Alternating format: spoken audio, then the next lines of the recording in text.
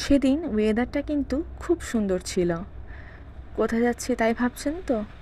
হ্যাঁ, বেরিয়ে পড়েছিলাম বাড়িতে যাওয়ার জন্য।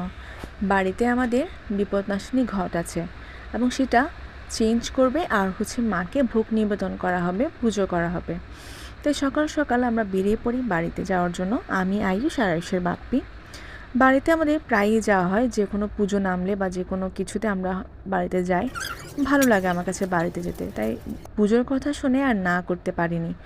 আর বাড়িতে পৌঁছে দেখতে পাচ্ছেন খুব সুন্দর করে পুজো নৈবেদ্য করা হয়ে গেছে, ফল কাটা হয়ে গেছে, ভোগের যে প্রসাদ দেওয়া হবে সব তরকারি সব কিছু করা হয়ে গেছে এবং ব্রাহ্মণও রান্না শুরু করে দিয়েছে। এর মধ্যে আমাদের ব্রাহ্মণ মশাই কিন্তু খুব সুন্দর করে ঘরটা স্থাপন করে নিয়েছে আর খুব সুন্দর করে ফল নৈবেদ্য সব কিছু সাজিয়ে নিয়েছে এবং দেখতে এত ভক্তি লাগছিল, এত ভালো লাগছিল।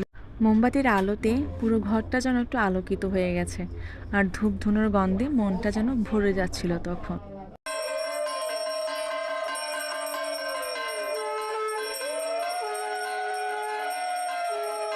তারপর চলে আসে প্রসাদ পর্ব, যেটার জন্য অনেকক্ষণ ধরে ওয়েট করে থাকা।